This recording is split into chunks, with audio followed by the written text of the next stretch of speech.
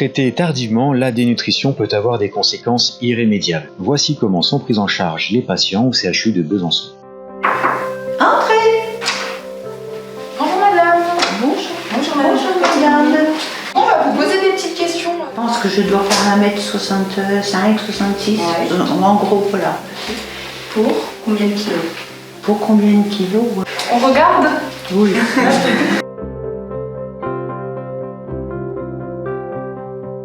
À l'arrivée de la patiente, on va être vigilant sur la perte de poids, l'amaigrissement, la perte d'appétit. Et on peut aussi mettre en place un recueil des prises alimentaires pour visualiser ce que consomme réellement la patiente. Et ces données vont être transmises dans le dossier et au médecin pour pouvoir alerter d'une nécessité d'une prise en charge par la diététicienne. Bonjour, je suis le docteur Piton. Vous avez perdu du poids ces derniers temps. Oui. Combien de kilos avez-vous perdu?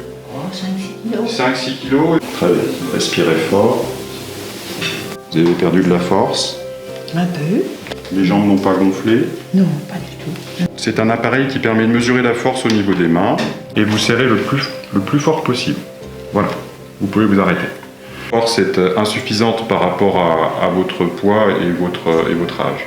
J'ai examiné la patiente, j'ai constaté qu'elle avait maigri, elle a un poids qui est largement insuffisant par rapport à son âge et elle a également une baisse de la masse musculaire et la force est insuffisante. Elle a des risques importants, la dénutrition peut s'associer à des risques d'hospitalisation prolongée, d'infection ou d'autres complications. Il faut qu'on prenne ça en charge.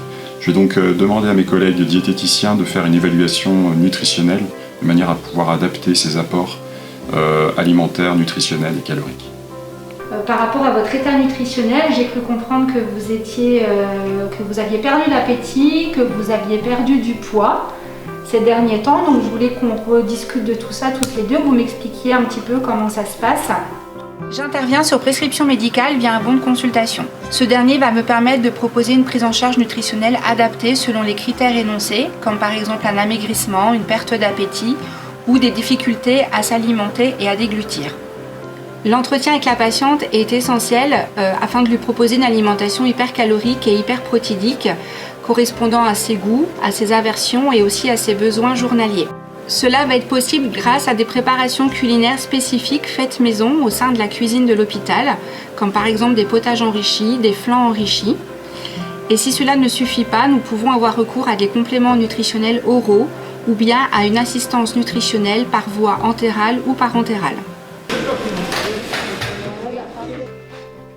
La dénutrition peut concerner les enfants, les adultes y compris les personnes en surpoids et les personnes âgées. Une prise en charge pluridisciplinaire est indispensable.